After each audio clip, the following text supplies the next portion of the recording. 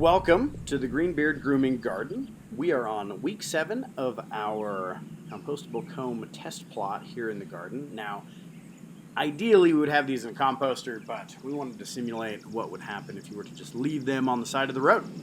So let's check them out here. You can see the bamboo combs have started to break apart. They got a little bend to them.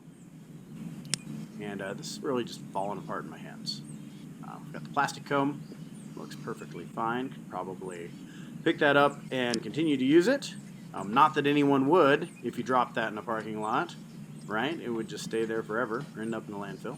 This guy's got a little worm on him. See it? That's fun. Very bendy. And one last comb. Again, just kind of broke off in my hand without any effort. There in the background, we have some jalapeno peppers. We've got a little jalapeno pepper starting and some garlic. I think next week we're going to harvest that garlic. Over here in test plot number 2, we have some bok choys that aren't doing real well.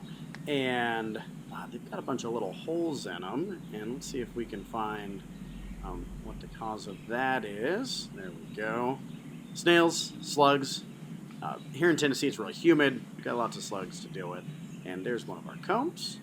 Again, we're just simulating what would happen if they were to be left on the side of a road or a sidewalk. And you can tell here, this just looks like any other piece of wood or a stick at this point. Yeah, they're breaking down nicely. Now I think, there we go. We've got a little cardinal coming in to check things out along with us. Cardinals don't migrate, so that cardinal has lived his whole life in my backyard. And what is that, a chickadee? I think there's a birdhouse right above this garden. And so the chickadees are always in here, and the squirrels are always digging around in the garden, which is why our combs are constantly being just scattered around the garden. Sometimes I have to hunt him down. What's this chickadee doing? Is he finding anything? Looks like a worm, maybe. Or he's just pecking away at the pine needles in the garden. Bye, little guy.